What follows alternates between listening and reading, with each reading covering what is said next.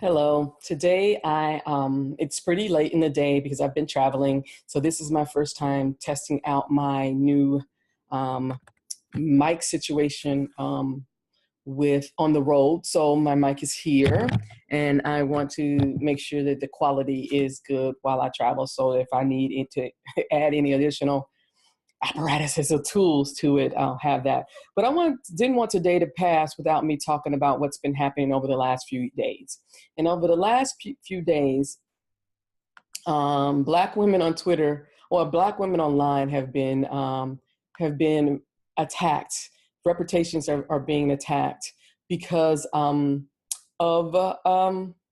just because bless their hearts. Some two Black women, as we do, call out some shitty behavior. So I'm not going to give you the whole story here because you can take the time to investigate it yourself. But it all starts with Amy Siskind, Imani, and Diana.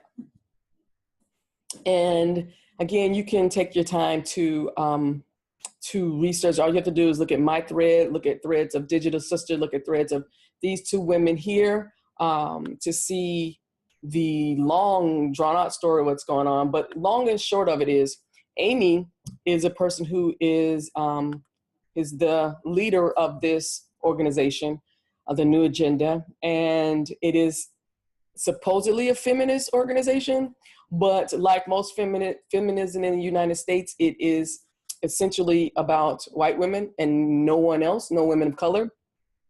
And this has been alarming to a lot of as you can see, there's multinationals on here, multi-ethnicities on here. And so the exchange has been happening online has been very disturbing to a lot of women of color and white women who are part of this movement because but they don't understand the history of feminism and that it's never included and has actually actively excluded women of color from suffrage movement and also from the feminist movement and women's rights movement of the 60s and 70s. So I'm not surprised by the fact that there's a veil of inclusivity where it's really exclusive. But what I am surprised of is this Amy person. Okay, I have to admit, I did not know who the hell she was before all this shit blew up. And Miss Amy has a habit of lying, not only online, she's reinventing her whole past as somebody who so what's happening is these women who are now joining this organization did not know the past of this individual. So these two women were doing a service of enlightening people about her true behavior, her true nature, how she's actually voted, how she's actually gone on television and talked against President Obama just because he, to her, was not a man, but it's so much more than that. And endorse Palin and all these other things. So these women are really shocked by this. But what's really interesting to me is the voice of many of her followers. And I'm just going to enlarge this because they sound very cult-like to me. So this is Imani saying, the level of discourse is truly something to behold. And so they're arguing. So they're really, and this is not the only example, they're really arguing for this when these women did not just say something. They brought up old online content, videos, tech tweets of this woman of Amy not being who she claims to be. So, but then when you have this, then they call you a racist. And again, these two women cannot be racist because again, I'll talk about that in another video. Racist is race prejudice plus power. So that in itself is incorrect. But I wrote this yesterday because her behavior, what she's doing now, is actually calling these women Russian operatives, which she said in an apology video that she was not doing. But I wanted to address this because in this apology video, the first and the second sentence are about her. And then she gets into this and she said she didn't mean to insinuate in any way that these two women were themselves Russian operatives. But after she posted, created this video, this post, she is, okay, let me, again, backstory. A lot of this is not happening on Twitter. There's a lot of response that's happening on Twitter. Most of this is happening in a Facebook group that this organization has. And people in the Facebook group are screenshotting things that she's saying and attacks of these women. So what happens is when you want to silence Black women, and this is why Twitter's algorithm and Facebook's algorithm are fucked up and why they need people of color to help them make these choices of how to create this data. These algorithms, or when you're talking about machine learning and AI, these things are biased. And if you don't have someone at the table who understands some of these, the consequences of people who don't have the perspectives of the group that may be targeted, which are marginalized groups at the table, they won't catch these. So what's happening is when you have how these silencing tactics happen is you have a group of people who will get together and collectively, because it's about, if you can report people in mass, to the algorithm, it seems like this is a person who is doing something to break the rules, even though they may not be. In particular, if they're underrepresented or marginalized Black women, because we're just getting hit with this. It's just that we're saying something, we're challenging the status quo. And so they're using the tools that are created against us. And this is not a flaw in the algorithms. This is not people, they are taking advantage of how these tech companies are. And so they're taking their advantage of these loopholes of how to silence people who are are against them. So she is actually, this happened after she created the post, and she's still calling these women Russian operatives. And so this is dangerous because this stuff does not just happen online. When I'm listening to some of the statements of the people who, so this is one of the things she did.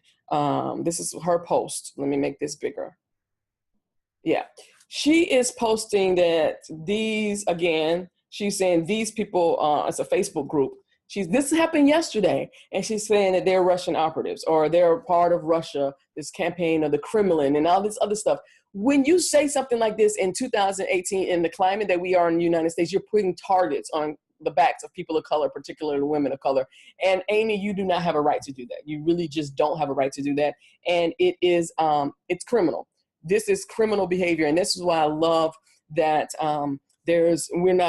I have a term to say this is not about fake news. It's about fraudulent news, because fake news is however somebody defines it, but fraud has definitions. And I believe I believe her behavior is criminal, because what she's doing is targeting these women in ways that could cause harm to them. This is no longer about free speech. This is about her and an attack, because these women were able to find proof that she is not the person that she says she is. And again, I am feeling some empathy with particularly women of color who've joined this organization after all of this, so they don't even know about this history of Amy. So they're just being blindsided about who this woman is and and then they're seeing her behavior live and in person, how she's trolling and causing just harm to these two Black women. So I just could not let today go by without having a conversation about this, because this is what we talk about when I say I don't trust white women, why I say feminism is all about, is actually white feminism. It never included people of color, never included Black women. It actively excluded Black women. And why when you see these things, you should not be surprised, because this is the trigger. No, this is the default behavior of white privilege when it is being challenged. It is to shut. and it's also about, and this is where the racist part comes in, because it's about this thing of Black women don't have a space. We're not worthy. We're below you. So how dare we question you? And this shit is not happening anymore in 2018, because just like she can do whatever I can do. Hashtag causeascene TV, have my mic, have my computer. As long as I have an internet connection, I can say what the fuck I want to. And so we need to come together.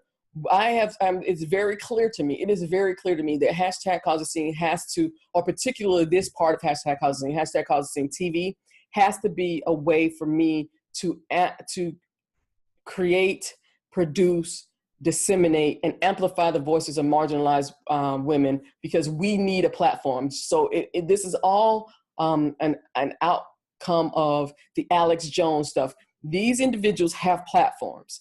And as long as you have platforms, even though yesterday it came out that he's no longer, the FCC yanked him because his platform was not legal. He was illegally broadcasting, which I think is the stupidest shit. You have all this money and all this thing. I think you would, at least, since everything else you're doing is a shit show, making up stuff or whatever, you would make sure that that part of your business is above board. So those simple, it's like going after Al Capone. They couldn't get him on murder or drugs or liquor or prostitution. They got him on taxes. So this is what that amounts to for me. But I really see that my job with hashtag causeascene TV is to create a platform, a media platform that is video, audio, and print that enables women of color, particularly Black women, marginalized individuals, people in the LGBTQ community, people with disabilities, a platform so they can tell their stories as loudly as they need to. So that is today's show, and fuck you, Amy.